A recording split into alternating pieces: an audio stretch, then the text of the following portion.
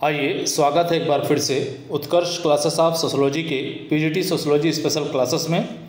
आज हम देखेंगे पाठ्यक्रम के अनुसार परीक्षा संबंधी प्रश्नों का संग्रह, अभ्यास प्रश्न पत्र सेट 29 का पार्ट 2, जिसमें कुल 60 प्रश्न आपको उपलब्ध करवाए जा रहे हैं।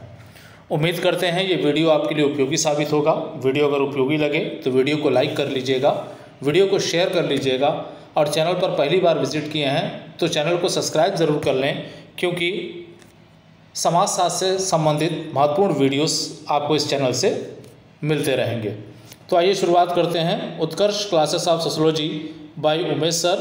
तो आज का पहला प्रश्न, जैसा कि आपको बताया गया, तो यहाँ पे है, महिलाओं के लिए वन स्टॉप सेंटर योजना किनके द्वारा वित्त पोषित होती है। ये कहा जा रहा है कि महिलाओं के लिए जो वन स्टॉप सेंटर योजना है वो किसके द्वारा वित्त पोषित होती है। ए, राजीव गांधी फंड द्वारा, बी, अटल फंड द्वारा, सी, निर्भया फंड द्वारा और डी, साहू फंड द्वारा। तो यहाँ पे आप देखिए, वन स्टॉप सेंटर योजना जो है वो फंडित होती है निर्भया फंड के द्वारा। आप जानते हैं दिल्ली का निर्भया कांड, उसी के बाद जो है ये वन स्टॉप सेंटर योजना की शुरुआत की गई थी। तो सी ऑप्शन आपका यहाँ पर सही हो जाएगा। अगला देखें आप, जो है ये कह रहा है कि ग्रामीण क्षेत्र के उत्थान के लिए सामुदायिक विकास कार्यक्रम का शुभारंभ कब किया गया। ये कहा जा रहा है कि ग्रामीण विकास के उत्थान के लिए सामुदायिक विकास कार्यक्रम का शुभारंभ कब किया गया। ए, 2 अक्टूबर 1959, बी, 2 अक्टूबर 1952, सी, 2 अक्टूबर 1950 और डी, 2 अक्टूबर 1993। तो यहाँ देखें तो सामुदायिक विकास योजना का शुभारंभ किया गया था 2 अक्टूबर 1952 को। तो बी ऑप्शन आपका यहाँ पर सही हो जाएगा। तो बी पे आप टिक लगा लेंगे। चलिए हम अगले प्रश्न की तरफ बढ़ते हैं। तो अगला प्रश्न हमारा आ जाता है, तो ये कह रहा है कि हिंसा प्रभावित महिलाओं को एकीकृत सहायता और सहयोग प्रदान करने के लिए भारत सरकार द्वारा वन स्टॉप केंद्र कब शुरू किया गया था। ये कहा जा रहा है कि वन स्टॉप केंद्र या वन स्टॉप केंद्र योजना कब शुरू की गई थी। ए, 2016 में, बी, 2018 में, सी, 2014 में और डी, 2015 में। तो ये कब किया गया था भाई। तो इस योजना की शुरुआत की गई थी 2015 में निर्भया कांड के बाद। तो डी ऑप्शन आपका यहाँ पर शुरू हो जाएगा। अगला देखें, तो अगला हम देखेंगे समाजशास्त्र का अर्थ एवं परिभाषा चैप्टर से संबंधित प्रश्नों को हम देखने का प्रयास करेंगे। अभी तक हम जो है सामाजिक कल्याण से संबंधित प्रश्नों को देख रहे थे, जिसको हम पार्ट 1 का जो है वो कंटिन्यू कर रहे थे। अब यहाँ पे आप देखें तो अगला चैप्टर हमारा आ जाता है समाजशास्त्र का अर्थ एवं परिभाषा। यहाँ देखिए, social thought from lore to science पुस्तक के लेखक कौन हैं। A, Hobhouse, B, Cuber, C, Becker एवं बार्नेस और डी, वार्ड। तो यहाँ पे आप देखिए, social thought from lore to science पुस्तक के जो लेखक हैं वह है बेकर एवं बार्नेस। तो सी ऑप्शन आपका यहाँ पर सही हो जाएगा। सी पे टिक आप लगा लेंगे। अगला देखें आप, जो है किसका कथन है कि समाजशास्त्रीय बगीचे की प्रत्येक चीज़ गुलाबी नहीं है यद्यपि कभी थी। ए, एथनी गिडिंग्स, बी, डिलेथ, सी, जॉनसन और डी, स्मॉल। तो यहाँ पे आप देखिए, ये कथन कि समाजशास्त्रीय बगीचे की प्रत्येक चीज़ गुलाबी नहीं है यद्यपि कभी थी, कहने वाले हैं एथनी गिडिंग्स। तो ए ऑप्शन आपका यहाँ पर सही हो जाएगा। तो 70 का किस पे आप टिक लगाएंगे। ए पे टिक लगा लेंगे। चलिए अगले प्रश्न की तरफ बढ़ते हैं हम। तो अगला प्रश्न हमारा आता है, समाजशास्त्र शब्द की उत्पत्ति किन भाषाओं से हुई है। ए, फ्रांसीसी भाषा से, बी, ग्रीक भाषा से, सी, लैटिन भाषा से और डी, बी और सी दोनों से। तो यहाँ आप जानते होंगे 100% इसका उत्तर आप जानते होंगे, बता सकते हैं आप। तो समाजशास्त्र की उत्पत्ति होती है लैटिन और ग्रीक भाषा से, इस वजह से ऑप्शन बी और सी सही हो जाएगा। तो डी पे आप टिक लगा लीजिएगा। चलिए अगले प्रश्न की तरफ बढ़ते हैं। तो अगला प्रश्न हमारा आता है, समाजशास्त्र का जन्म कब माना जाता है। समाजशास्त्र का जन्म कब माना जाता है या समाजशास्त्र विषय की उत्पत्ति कब हुई। ए, सन 1835 में, बी, 1837 में, सी, सन 1845 में और डी, सन 1838 में। इसका उत्तर आप 100% बता सकते हैं और उत्तर है सन 1838 में। तो डी ऑप्शन आपका यहाँ पर सही हो जाएगा। तो 72 का किस पे लगाएंगे। डी पे। चलिए अगला देखें, समाज को सर्वप्रथम वैज्ञानिक दृष्टिकोण से समझने का प्रयास किस विचारक द्वारा किया गया। ये पूछा जा रहा है कि समाज को वैज्ञानिक दृष्टिकोण से समझने का प्रयास सबसे पहले किसने किया। ए, एडोल्फ क्वेटलेट, बी हर्बर्ट स्पेंसर, सी सेंट साइमन और डी अगस्त कॉम्टे। तो यहाँ पे आप देखिए ये अगस्त कॉम्टे माने जाते हैं और इसी वजह से इनको जो है समाजशास्त्र का पिता जो है कहा जाता है। अगला देखें, व्हाट इज सोशोलॉजी, बहुत ही महत्वपूर्ण पुस्तक है। व्हाट इज सोशोलॉजी पुस्तक के लेखक हैं, अक्सर परीक्षाओं में पूछा जाता है। ए टानिज, बी एलेक्स इंकल्स, सी प्लेटो और डी बर्जेस। तो यहाँ पे आप देखिए इस पुस्तक के लेखक हैं एलेक्स इंकल्स, तो बी ऑप्शन आपका यहाँ पे सही हो जाएगा, बहुत ही महत्वपूर्ण है, ध्यान रखिएगा। चलिए अगले प्रश्न की तरफ बढ़ते हैं। तो यहाँ आ जाता है हमारा जो है, ये कह रहा है किसने कहा जहाँ कहीं भी जीवन है वहाँ समाज है। ये कहा जा रहा है किसने कहा जहाँ कहीं भी जीवन है वहाँ समाज है। ए अरस्तु, बी प्लेटो, सी स्पेंसर और डी मैकाइवरियो पेज। तो ये जो कथन है कि जहाँ कहीं भी जीवन है वहाँ समाज है, वो मैकाइवरियो पेज का है। तो डी ऑप्शन आपका यहाँ पर सही हो जाएगा। चलिए अगला प्रश्न हम देखें। तो अगला प्रश्न हमको ये कह रहा है कि समाजशास्त्र को व्यवस्थित रूप किसने प्रदान किया। समाजशास्त्र को व्यवस्थित रूप किसने प्रदान किया। ए इमाइल दुर्खिम ने, बी अगस्त कॉम्टे ने, सी मर्टर ने और डी समनर ने। किसने किया है भाई, तो ये किया है इमाइल दुर्खिम ने। तो ए ऑप्शन आपका यहाँ पर सही हो जाएगा। अगला देखें, किसने कहा कि समाजशास्त्र तार्किक प्रयोगात्मक विज्ञान है। किसने कहा कि समाजशास्त्र तार्किक प्रयोगात्मक विज्ञान है। ए गुरविच, बी समनर, सी अगस्त कॉम्टे और डी पेरेटो। तो समाजशास्त्र को प्रयोगात्मक विज्ञान मानने वाले हैं पेरेटो। तो डी ऑप्शन आपका यहाँ पर सही हो जाएगा। अगला देखें, अगस्त कॉम्टे की वह पुस्तक, ये कहा जा रहा है कि अगस्त कॉम्टे की वह पुस्तक जिसमें सर्वप्रथम समाजशास्त्र शब्द का प्रयोग हुआ था। A system of positive polity, B catechism of positivism, C the course of positive philosophy और D a plan of the scientific operation necessary for reorganisation of society. तो किस पुस्तक में किया गया था, तो ये किया गया था the course of positive philosophy में। तो सी ऑप्शन आपका यहाँ पर सही हो जाएगा। चलिए अगला प्रश्न हम देखते हैं। तो ये कहा जा रहा है कि निम्नलिखित में से अगस्त कॉम्टे का पूरा नाम क्या है।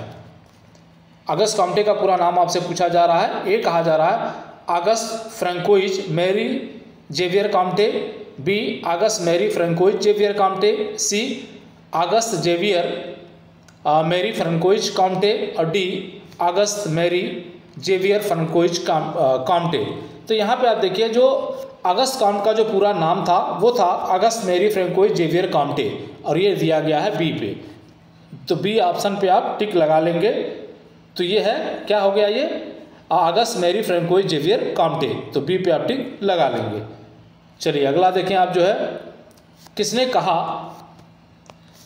कहा कि समाजशास्त्री आधुनिक समाज के पुजारी हैं। बहुत ही महत्वपूर्ण है, पूछा जाता है। समाजशास्त्री आधुनिक समाज के पुजारी हैं। ए इमाइल दुर्खिम, बी अगस्त कॉम्टे, सी मर्टर और डी समनर। तो ये कहा गया है अगस्त कॉम्टे के द्वारा। तो बी ऑप्शन आपका यहाँ पर सही हो जाता है। तो 80 का आप किस पे लगा लेंगे, बी पे लगा लेंगे। चलिए अगला देखें आप, समाज को सुई जेनेरिस, समाज में सुई जेनेरिस स्वतः उत्पन्न की अवधारणा किसने दी है। ये पूछा जा रहा है स्वतः उत्पन्न या सुई जेनेरिस की अवधारणा किसने दी है। ए इमाइल दुर्खिम, बी सोरोकिन, सी स्पेंसर और डी कोहन। बहुत ही महत्वपूर्ण प्रश्न है और ये दिया गया इमाइल दुर्खिम के द्वारा। तो ए ऑप्शन आपका यहाँ पर सही हो जाएगा। अगला देखें, किसके अनुसार समाजशास्त्र सामाजिक व्यवस्था और प्रगति का विज्ञान है। बहुत ही महत्वपूर्ण, अक्सर ये परीक्षाओं में पूछता है कि समाजशास्त्र सामाजिक व्यवस्था और प्रगति का विज्ञान है। ए मैकाइवरियो पेज, बी अगस्त कॉम्टे, सी सोरोकिन और डी हर्बर्ट स्पेंसर। तो ये कहा गया है अगस्त कॉम्टे के द्वारा। तो बी ऑप्शन आपका यहाँ पर सही हो जाता है। चलिए अगला देखें आप जो है, किसका कथन है कि समाजशास्त्र मानव संबंधों का विज्ञान है। ये कहा जा रहा है किसका कथन है कि समाजशास्त्र मानव संबंधों का विज्ञान है। ए Arnold M rows, B knobs, सी गेलिन और गेलिन और डी क्यूबर। तो किसका है भाई, तो ये कथन है अर्नाल्ड एम रोज का। तो 83 का आप किस पे लगा लेंगे, ए पे लगा लेंगे, अर्नाल्ड एम रोज पर। अगला देखें, समाजशास्त्र का विषय क्षेत्र एवं विषय वस्तु। इसका मतलब है कि अगला आपका चैप्टर आ गया समाजशास्त्र का विषय क्षेत्र एवं विषय वस्तु। इससे संबंधित प्रश्न हम देखेंगे। तो यहाँ देखिए, सोरोकिन ने समाजशास्त्र को निम्नलिखित में से किस प्रकार का विज्ञान माना है। ये पूछा जा रहा है कि सोरोकिन जो साम्यवादात्मक संप्रदाय के समर्थक थे, उन्होंने समाजशास्त्र को किस प्रकार का विज्ञान माना है, ये पूछा जा रहा है। ए सामाजिक घटनाओं के सामान्य विशेषताओं का विज्ञान, बी सामाजिक घटनाओं के पारस्परिक संबंधों का विज्ञान, सी सामाजिक घटनाओं के साथ संबंधों का विज्ञान और डी उपरोक्त सभी। तो यहाँ देखें सोरोकिन ने जो है सामाजिक घटनाओं के सामान्य विशेषताओं का विज्ञान माना समाजशास्त्र को, सामाजिक घटनाओं के पारस्परिक संबंधों का विज्ञान माना, सामाजिक घटनाओं के सहसंबंधों का विज्ञान माना है। N+1 की जो सूत्र दिया गया इनका, तो ये हो गया उपयुक्त सभी। तो डी ऑप्शन पे आप टिक लगा लेंगे। चलिए अगला देखें। कार्ल मैनहीम ने समाजशास्त्र की विषय वस्तु को 3 भागों में विभक्त किया है, निम्न में से उनका विभाजन नहीं है। ये कहा जा रहा है कि कार्ल मैनहीम ने क्या किया है, समाजशास्त्र की विषय वस्तु को 3 भागों में बांटा है, कौन सा नहीं है पूछा जा रहा है। ए व्यवस्थित समाजशास्त्र, बी सामान्य समाजशास्त्र, सी ऐतिहासिक समाजशास्त्र और डी अनुभविक समाजशास्त्र। तो यहाँ पे आप देखें तो कार्ल मैनहीम ने कहा था व्यवस्थित समाजशास्त्र, समान समाजशास्त्र और ऐतिहासिक समाजशास्त्र, तीनों की चर्चा किया इन्होंने, अनुभविक समाजशास्त्र की चर्चा इन्होंने नहीं किया है। इस वजह से डी ऑप्शन आपका यहाँ पर सही हो जाएगा। अगला देखें आप, किसका कथन है कि समाजशास्त्र को एक विशिष्ट विज्ञान के रूप में मानसिक संबंधों के स्वरूपों का अध्ययन करना चाहिए। ये कह रहा बहुत ही महत्वपूर्ण पूछा जाता है। किसका कथन है कि समाजशास्त्र को एक विशिष्ट विज्ञान के रूप में मानसिक संबंधों के स्वरूपों का अध्ययन करना चाहिए। ए वानविट, B Vierkandt, C Max Weber और डी स्मॉल। तो ये है वीरकांत का कथन। तो बी ऑप्शन आपका यहाँ पर सही हो जाएगा। तो 86 का बी। अगला देखें तो अगला प्रश्न आ जाता है, किसका कथन है कि समाजशास्त्र एक विशिष्ट विज्ञान है। ठीक उसी प्रकार का कथन है, ध्यान दीजिएगा, थोड़ा अंतर आ जाएगा इसमें। समाजशास्त्र एक विशिष्ट विज्ञान है जो कि मानवीय संबंधों के स्वरूपों का अध्ययन करता है और यही उसका विशिष्ट क्षेत्र है। अब वहाँ मानसिक संबंधों की बात की गई थी, तो वहाँ जो है कौन आ गया था, वीरकांत आ गए थे। यहाँ मानवीय संबंधों के स्वरूपों की बात की जा रही है। तो यहाँ पे आप देखिए ए स्मॉल, बी मैक्स वेबर, सी वीरकांत और डी वानविज। तो यहाँ वीरकांत ना होकर कौन होगा, वानविज होंगे। वानविज मानसिक संबंधों के, मानवीय संबंधों के स्वरूपों की बात करते हैं और वीरकांत मानसिक संबंधों के स्वरूपों की बात करते हैं। तो ये अंतर है दोनों में, ध्यान रखिएगा। तो यहाँ डी ऑप्शन सही हो जाएगा। अगला देखें, समाजशास्त्र को वैश्विक विज्ञान, समाजशास्त्र को एक विषय के रूप में स्थापित करने में या विषयिक विज्ञान बनाने वाली विचारधारा के जनक कौन हैं। ए इमाइल दुर्खिम, बी सोरोकिन, सी स्पेंसर और डी लुंडबर। तो वो हैं इमाइल दुर्खिम। तो ए ऑप्शन आपका यहाँ पर सही हो जाएगा। अगला देखें, समाजशास्त्र के विषय क्षेत्र के अंतर्गत ये कहा जा रहा है कि समाजशास्त्र के विषय क्षेत्र के अंतर्गत अध्ययन किया जाता है। किसका अध्ययन किया जाता है भाई, ए सामान्य, बी विशिष्ट, सी ए और बी दोनों और डी इसमें से कोई नहीं। तो समाजशास्त्र के विषय क्षेत्र के अंतर्गत जो है सामान्य और विशिष्ट दोनों का अध्ययन किया जाता है, इसलिए ए और बी उत्तर सही। तो सी ऑप्शन पे आप टिक लगा लीजिएगा। अगला देखें, समाजशास्त्र का स्वरूपात्मक संप्रदाय या विशिष्टवादी संप्रदाय जिस अध्ययन पर बल देता है वो है। ये कहा जा रहा है कि समाजशास्त्र का जो स्वरूपात्मक संप्रदाय है या जो विशिष्टवादी संप्रदाय है वो किस प्रकार के अध्ययन पर बल देता है। ए सामाजिक नियंत्रण पर, बी सामाजिक विघटन पर, सी सामाजिक परिवर्तन पर और डी सामाजिक प्रक्रियाओं पर। तो ये बल देता है सामाजिक प्रक्रियाओं पर। तो डी ऑप्शन आपका यहाँ पर सही हो जाएगा। चलिए अगला देखें आप जो है, तो निम्नलिखित विचारकों में से, यहाँ देखें, निम्नलिखित विचारकों में से कौन एक स्वरूपात्मक संप्रदाय का समर्थक नहीं है। बहुत प्रश्न पूछता है इस तरह का, ध्यान रखिएगा। निम्नलिखित विचारकों में से कौन एक स्वरूपात्मक संप्रदाय का समर्थक नहीं है। A Georg Simmel, B Vierkandt, C Max Weber और डी इमाइल दुर्खिम। तो यहाँ पे आप देखिए, जॉर्ज सिमेल तो स्वरूपात्मक संप्रदाय के प्रवर्तक ही हैं, वीरकांत समर्थक हैं, मैक्स वेबर समर्थक हैं, इमाइल दुर्खिम जो है वो समर्थक नहीं है, ये समन्वयात्मक संप्रदाय के समर्थक हैं। तो डी ऑप्शन आपका यहाँ पर सही हो जाएगा। चलिए अगला देखें आप, किंग्सले डेविस ने समाजशास्त्र की विषय वस्तु के अंतर्गत निम्नलिखित में से किसे सम्मिलित नहीं किया है। अब यहाँ देखिए, किंग्सले डेविस ने भी समाजशास्त्र के विषय वस्तु की चर्चा किया है। ये पूछा जा रहा है कौन सा किंग्सले डेविस के अनुसार सम्मिलित नहीं है। ए सामाजिक आंदोलन, बी सामाजिक संरचना, सी सामाजिक परिवर्तन और डी सामाजिक कार्य। तो किंग्सले डेविस ने बता रखा था सामाजिक संरचना, सामाजिक परिवर्तन और सामाजिक कार्य, सामाजिक आंदोलन इन्होंने नहीं बता रखा। इस वजह से ए ऑप्शन आपका यहाँ पर सही हो जाएगा।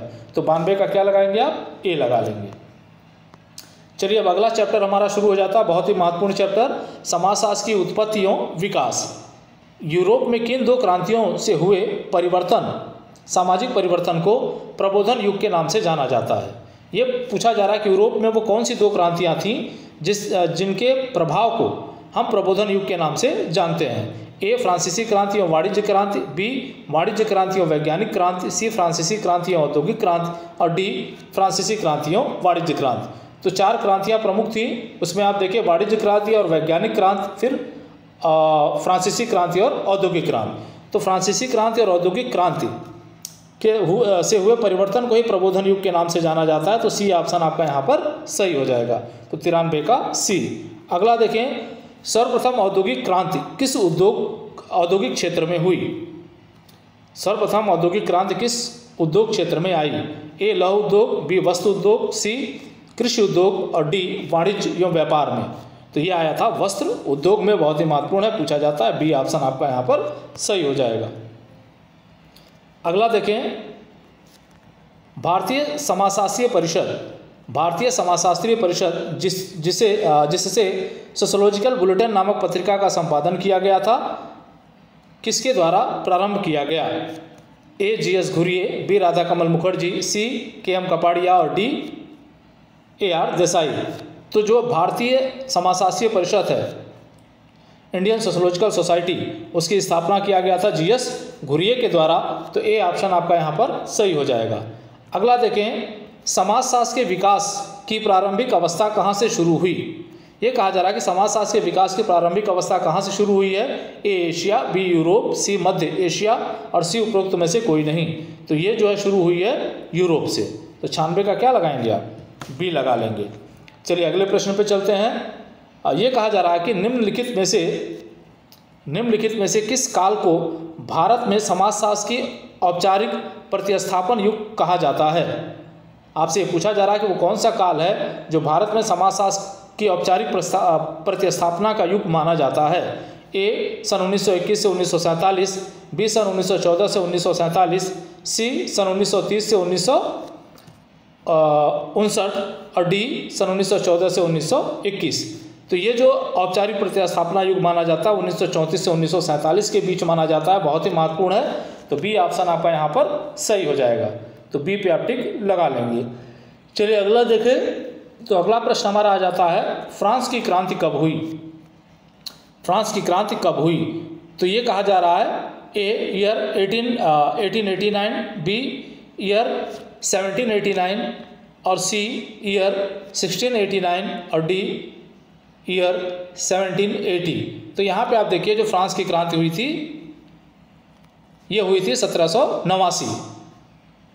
तो ये बी ऑप्शन आपका सही हो जाएगा। 1789 में हुई थी जो है, तो बी ऑप्शन आपका यहाँ पर सही हो जाएगा। चलिए अगला देखें आप जो है, किसका कथन है कि एक विषय के रूप में समाजशास्त्र का इतिहास नवीन है लेकिन इसका अतीत काफ़ी प्राचीन है। बहुत ही महत्वपूर्ण है, अक्सर परीक्षाओं में पूछा जाता है और पूछा जाएगा। एक विषय के रूप में समाजशास्त्र का इतिहास नवीन है लेकिन इसका अतीत काफ़ी प्राचीन है। A Montesquieu, B Patrick Geddes, C Robert Bierstedt और डी थॉमस मूर। तो ये है रॉबर्ट वेरिस्टीड। तो सी ऑप्शन आपका यहाँ पर सही हो जाएगा। अगला देखें, सर्वप्रथम औद्योगिक क्रांति कहाँ आई? सर्वप्रथम औद्योगिक क्रांति कहाँ आई थी भाई? ए इंग्लैंड ब्रिटेन में, बी यूएसए में, सी अमेरिका में और डी जर्मनी में। तो सबसे पहले औद्योगिक क्रांति आई थी इंग्लैंड ब्रिटेन में। तो ए ऑप्शन आपका यहाँ पर सही हो जाएगा। अगला देखें, द स्पिरिट ऑफ लॉज या स्पिरिट ऑफ लॉ कह लें, पुस्तक के लेखक हैं ए मॉन्टेस्क्यू, बी एडम स्मिथ, सी प्लेटो और डी अरस्तु। तो ये पुस्तक लिखी गई थी मॉन्टेस्क्यू के द्वारा, बहुत ही महत्वपूर्ण है। ए ऑप्शन पर आप टिक लगा लेंगे। अगला देखें आप, स्वतंत्रता, समानता और भाईचारे बंधुत्व का नारा किस क्रांति से संबंधित है? ए वाणिज्य क्रांति, बी वैज्ञानिक क्रांति, सी औद्योगिक क्रांति और डी फ्रांसीसी क्रांति। तो स्वतंत्रता, समानता, भाईचारे या बंधुत्व का नारा जो है दिया गया था फ्रांसीसी क्रांति में। तो डी ऑप्शन आपका यहाँ पर सही हो जाएगा, महत्वपूर्ण है, ध्यान रखिएगा। चलिए अगले प्रश्न पे बढ़ते हैं। तो ये कह रहा है, उत्तर प्रदेश में सर्वप्रथम समाजशास्त्र में अध्यापन या शोध किस विश्वविद्यालय से प्रारंभ हुआ? ये कहा जा रहा है कि उत्तर प्रदेश में सर्वप्रथम समाजशास्त्र में अध्यापन या शोध किस विश्वविद्यालय से प्रारंभ हुआ? ए गोरखपुर विश्वविद्यालय, बी काशी विश्वविद्यालय, सी लखनऊ विश्वविद्यालय और डी अवध विश्वविद्यालय। तो ये शुरू हुआ लखनऊ विश्वविद्यालय से। तो सी ऑप्शन आपका यहाँ पर सही हो जाएगा। चलिए अगला देखें आप, मुंबई विश्वविद्यालय में सर्वप्रथम पैट्रिक गिट्स के अध्यक्षता में समाजशास्त्र विभाग की स्थापना कब हुई? ये कहा जा रहा है कि भारत में समाजशास्त्र विभाग की स्थापना कब हुई, या मुंबई विश्वविद्यालय में समाजशास्त्र की स्थापना कब हुई, या पैट्रिक गिट्स द्वारा समाजशास्त्र विभाग की स्थापना कब की गई? तो ए सन 1919, बी सन 1914, सी सन 1921 और डी सन 1924। तो ये स्थापित किया गया था 1919 में। तो ए ऑप्शन आपका यहाँ पे सही हो जाएगा। 1914 में हमारे यहाँ सबसे पहले पढ़ाई शुरू हुई थी समाजशास्त्र की, 1919 में जो है विभाग की स्थापना की गई थी। चलिए अगला देखें, किसका कथन है कि समाजशास्त्र आधुनिक विज्ञान है जो एक शताब्दी से अधिक पुराना नहीं है? अब लीजिए, ये किसने कहा? बहुत ही महत्वपूर्ण कथन है, अक्सर परीक्षाओं में पूछा जाता है। समाजशास्त्र आधुनिक विज्ञान है जो कि एक शताब्दी से अधिक पुराना नहीं है। A Thomas Hobbes, B Charles Darwin, C T B. Bottomore और डी मैक्स वेबर। तो ये कथन है टी.बी. बोटोमोर का, तो सी ऑप्शन आपका यहाँ पर सही हो जाएगा। चलिए अगले प्रश्न की तरफ बढ़ते हैं। तो ये कह रहा है औद्योगिक क्रांति कब से मानी जाती है? ये कहा जा रहा है कि औद्योगिक क्रांति कब से मानी जाती है? ए 1789, बी 1780, सी 1760 और डी 1770। तो यहाँ पे आप देखिए, तो औद्योगिक क्रांति मानी जाती है 1760 से। तो ये सी ऑप्शन आपका यहाँ पर सही हो जाएगा। चलिए अगला प्रश्न पे चलते हैं हम। 107वां प्रश्न हमारा है। तो यहाँ देखें, समाजशास्त्र के उद्भवकालीन, ये कहा जा रहा है कि समाजशास्त्र के उद्भवकालीन या परंपरागत फ्रांसीसी समाज किस प्रकार का था? इसका मतलब है कि समाजशास्त्र का जब जन्म हुआ फ्रांस में, उस समय का फ्रांसीसी समाज किस प्रकार का था? ए सामंतवादी, जिसको संपत्ति समूह भी कहते हैं, बी समाजवादी, सी पूंजीवादी और डी साम्यवादी। तो यह है सामंतवादी स्वरूप था उस समय, परंपरागत स्वरूप। अब देखिए अगला चैप्टर हमारा आ जाता है, और वो चैप्टर है हमारा समाजशास्त्र की प्रकृति। ये कहा जा रहा है कि निम्नलिखित में से वैज्ञानिक पद्धति का सही क्रम क्या है? जो भी वैज्ञानिक पद्धति है उस वैज्ञानिक पद्धति का सही क्रम क्या होता है? तो हम देखें तो एक बार बता देते हैं आपको कि समस्या का चयन, उपकल्पना का निर्माण, अवलोकन, तथ्यों का संग्रह, वर्गीकरण या सारणीयन, सामान्यीकरण और पुनर्परीक्षण। ये जो है सामान्यतः 6 या 7 जो है माने जाते हैं। अब आप देखिए क्या उस आधार पे कौन सा आपको मिल रहा है। यहाँ देखिए ये कहा जा रहा है कि समस्या का चयन, तथ्यों का संकलन, यहाँ उपकल्पना का निर्माण नहीं आ रहा है। इसका मतलब कि इसे हम नहीं ले सकते। यहाँ देखिए उपकल्पना का निर्माण पहले आ रहा है, जबकि समस्या का चयन पहले होना चाहिए था, तो ये नहीं होगा। यहाँ देखिए सी पे समस्या का चयन, उपकल्पना का निर्माण, अवलोकन, तथ्यों का संग्रह, वर्गीकरण या सारणीय और पुनर्परीक्षण यहाँ दिया जा रहा है। आपको पुनर्परीक्षण आपको यहाँ दिया जा रहा है। तो एक तो ये ऑप्शन हो गया आपका। डी पे आप देख लें पुनर्परीक्षण, तो अंतिम वाला पहले पे कर दिया गया है। तो करीब आपका सी दिख रहा है। सी दिख रहा है समस्या का चयन, उपकल्पना का निर्माण, अवलोकन, तथ्यों का संग्रह, वर्गीकरण या सारणीयन, और यहाँ सामान्यीकरण होना चाहिए था, फिर पुनर्परीक्षण। तो ये क्रम सही है आपका, तो सी ऑप्शन आपका यहाँ पर सही हो जाएगा। अगला, किसने सामान्य बोध और समाजशास्त्रीय बोध के अंतर और संबंध को स्पष्ट किया है? ये कहा जा रहा है किसने सामान्य बोध और समाजशास्त्रीय बोध के अंतर और संबंध को स्पष्ट किया? ये गिलिन और गिलिन ने, बी किंग्सले डेविस ने, सी हार्लम्बोस ने और डी वर्नार्ड ने। तो ये किया गया हार्लम्बोस के द्वारा। तो सी ऑप्शन आपका यहाँ पर सही हो जाता है। चलिए अगला देखें आप। वीरस्ट्रीट ने समाजशास्त्र को निम्नलिखित में से किस प्रकार का विज्ञान नहीं माना है? ध्यान दीजिएगा, नहीं माना है। वीरस्ट्रीट ने समाजशास्त्र को निम्नलिखित में किस प्रकार का विज्ञान नहीं माना है? ए विशुद्ध विज्ञान, बी अमूर्त विज्ञान, सी प्राकृतिक विज्ञान और डी सामान्य विज्ञान। तो यहाँ देखिए वीरस्ट्रीट ने समाजशास्त्र को विशुद्ध विज्ञान माना है, अमूर्त विज्ञान माना है, सामान्य विज्ञान माना है, लेकिन प्राकृतिक विज्ञान इन्होंने नहीं माना है। तो सी ऑप्शन आपका यहाँ पर सही हो जाएगा। चलिए अगला देखें आप। समाजशास्त्र एक डैश विज्ञान है। ये कहा जा रहा है कि समाजशास्त्र एक डैश विज्ञान है। डैश में क्या भराएगा? ए सामान्य विज्ञान है, ए अशुद्ध विज्ञान है, सी प्राकृतिक विज्ञान है और डी असामान्य विज्ञान है। तो ये कहा जा रहा है एक पे जो है सामान्य विज्ञान है, बी पे अशुद्ध विज्ञान है, सी पे प्राकृतिक विज्ञान है और डी पे असामान्य विज्ञान है। तो समाजशास्त्र क्या है? सामान्य विज्ञान है। इस वजह से ए ऑप्शन आपका यहाँ पर सही हो जाएगा। अगला देखें, समाजशास्त्र के वैज्ञानिक प्रकृति। समाजशास्त्र की वैज्ञानिक प्रकृति मतलब समाजशास्त्र विज्ञान है या नहीं है, उसकी प्रकृति पर निम्नलिखित में से कौन सी आपत्तियां की गई हैं? ए तटस्थता का अभाव, बी सामाजिक घटनाओं की गतिशील प्रकृति, सी घटनाओं में सार्वभौमिकता का अभाव और डी उपरोक्त सभी। तो सभी आपत्तियां की गई हैं। तटस्थता का अभाव भी है, सामाजिक घटनाओं की गतिशील प्रकृति भी है, घटनाओं में सार्वभौमिकता का अभाव भी है। इस वजह से डी ऑप्शन आपका यहाँ पर सही हो जाएगा। डी पे आप टिक लगा लेंगे। अगला देखें तो ये कहा जा रहा है किसके अनुसार समाजशास्त्र एक परिशुद्ध अथवा सैद्धांतिक विज्ञान है, व्यवहारिक विज्ञान नहीं है। समाजशास्त्र एक परिशुद्ध अथवा सैद्धांतिक विज्ञान है, व्यवहारिक विज्ञान नहीं है। ए वेरिस्टेड, बी हाबहाउस, सी जॉनसन और डी ब्लूमर। तो कौन है भाई ये? तो ये कहने वाले हैं वेरिस्टेड। तो ए ऑप्शन पे आप टिक लगाएंगे, ये आपका सही हो जाएगा। अगला देखें आप जो है 114वां प्रश्न हमारा आ गया। तो यहाँ देखें समाजशास्त्र एक डैश विज्ञान है। ये कहा जा रहा है कि समाजशास्त्र एक डैश विज्ञान है। ए तार्किक एवं अनुभवात्मक विज्ञान है, बी तार्किक एवं अतार्किक विज्ञान है, सी तार्किक एवं प्राकृतिक विज्ञान है और डी विशिष्ट एवं अनुभवात्मक विज्ञान है। तो यहाँ देखिए समाजशास्त्र एक तार्किक एवं अनुभवात्मक विज्ञान है। तो ए ऑप्शन आपका यहाँ पर सही हो जाएगा। अगला देखें समाजशास्त्र को अमूर्त विज्ञान किसने माना है? ये कहा जा रहा है कि समाजशास्त्र को अमूर्त विज्ञान किसने माना है? ए इमाइल दुर्खिम ने, बी वेरिस्टेड ने, सी स्टुअर्ट चेज ने और डी सी राइट मिल्स ने। तो ये माना गया है वेरिस्टेड के द्वारा। तो बी ऑप्शन आपका यहाँ पर सही हो जाएगा। महत्वपूर्ण है, ध्यान रखिएगा। अगला समाजशास्त्र विज्ञान है।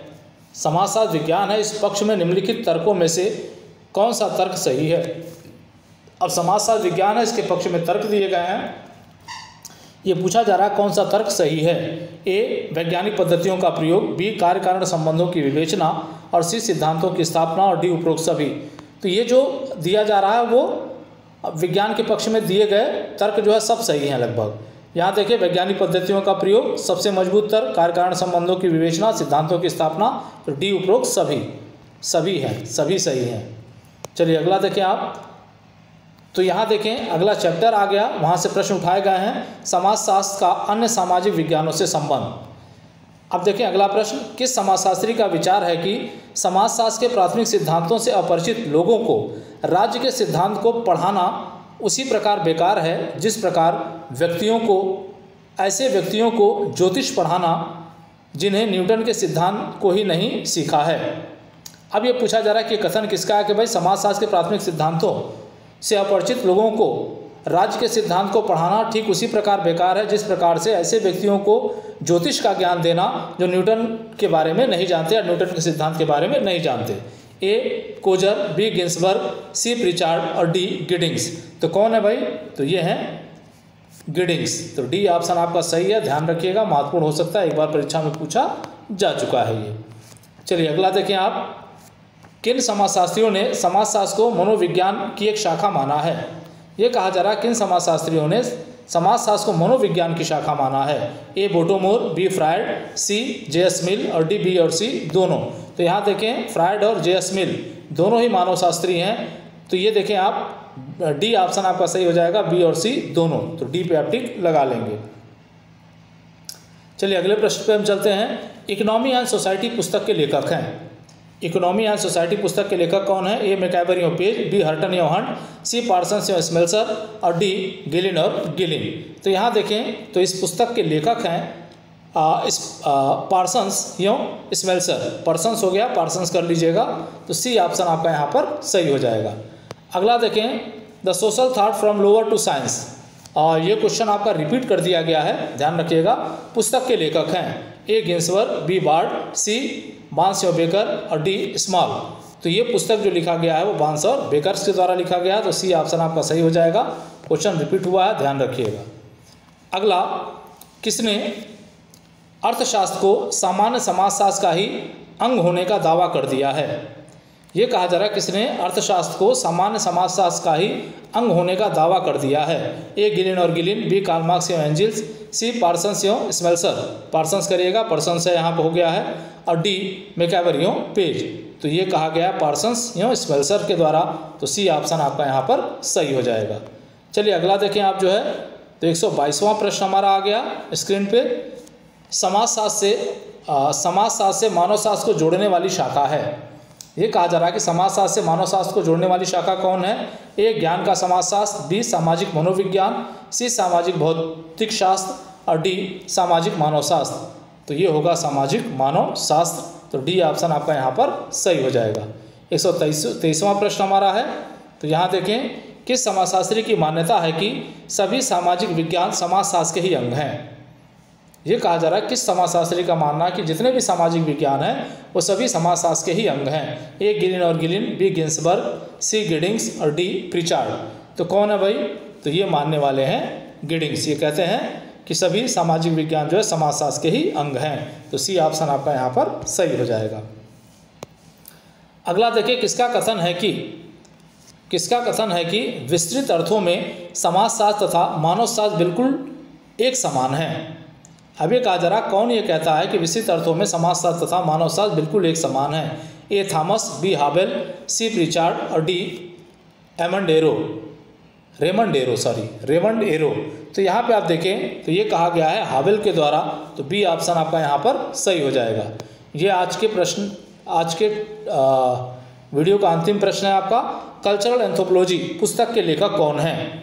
कल्चरल एंथ्रोपोलॉजी पुस्तक के लेखक कौन है? ए सिल्वरमैन, बी बोटोमोर, सी किसिंग और डी सेल्सर्स। तो ये है किसिंग। तो सी ऑप्शन आपका यहाँ पे सही हो जाएगा 125 का। और सेट 29 पार्ट 1 में 2 प्रश्न दुविधा में गलत हुए थे, उनके उत्तर आगे दिए गए हैं इसी वीडियो में जो है। तो यहाँ देखें, ये आंसर आपको उपलब्ध करवाया गया है। आंसर के बाद आपको जो है 2 प्रश्न जो गलत हुए थे उनका उत्तर जो है संशोधित करके आपको बताने का प्रयास किया जा रहा है। तो यहाँ पे आप देखें तो एक उत्तर जो है 51 नंबर का है। इसमें कहा गया था निम्न में से केंद्रीय परिवार नियोजन बोर्ड की स्थापना कब की गई है? ए वर्ष 1961 में, बी वर्ष 1952 में, सी वर्ष 1956 में और डी वर्ष 1951 में।